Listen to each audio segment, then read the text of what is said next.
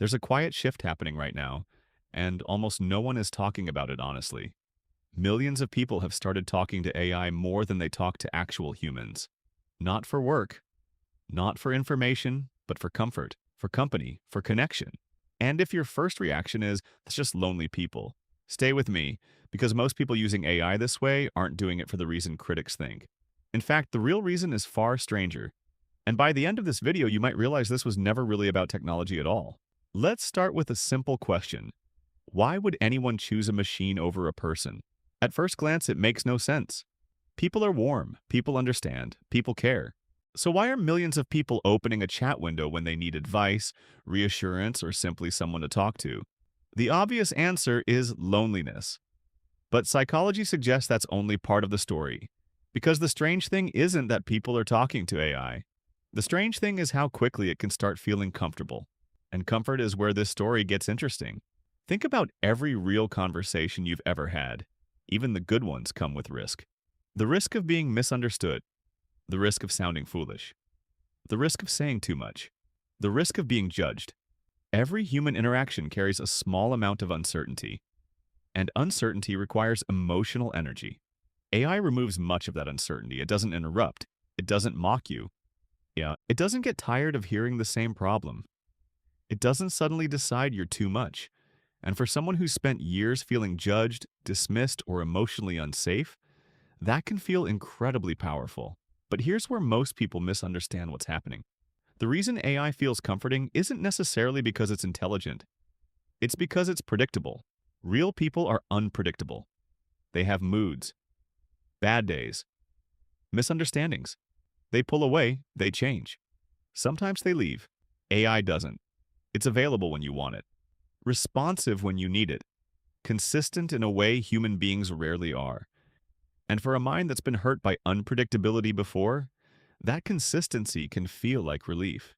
But here's the part I need you to pay close attention to. Because the very thing that makes AI comforting may also be what makes it psychologically risky. Every meaningful relationship you've ever had required something AI rarely asks from you. Patience, vulnerability, disagreement, misunderstanding, repair after conflict.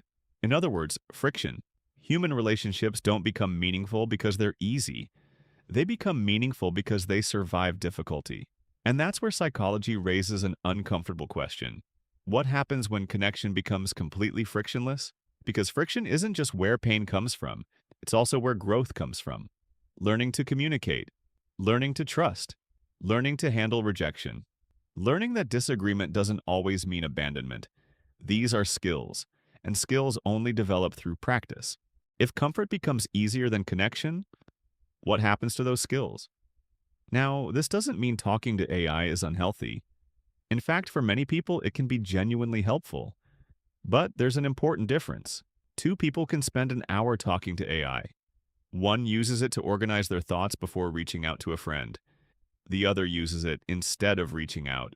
Same behavior, completely different outcome. One is using AI as a tool. The other may be using it as a replacement. And that's where things become complicated, because the people turning to AI aren't broken. They're not antisocial. They're not choosing machines because they hate people. More often, they're choosing predictability over uncertainty, safety over risk, control over vulnerability. And maybe that's the most revealing part of all. The rise of AI companionship isn't necessarily showing us something new about technology. It may be showing us something we've been avoiding about ourselves. The danger isn't that people are becoming attached to AI. The danger is that AI may be revealing how emotionally disconnected many people already felt. Maybe the machine didn't create the loneliness. Maybe it exposed it. Maybe it revealed how many people were craving something simple. To be heard without judgment. To be accepted without conditions. To speak honestly without worrying, they'll be rejected for it. And if a machine can provide even a small version of that feeling, maybe the real question was never why people started talking to AI.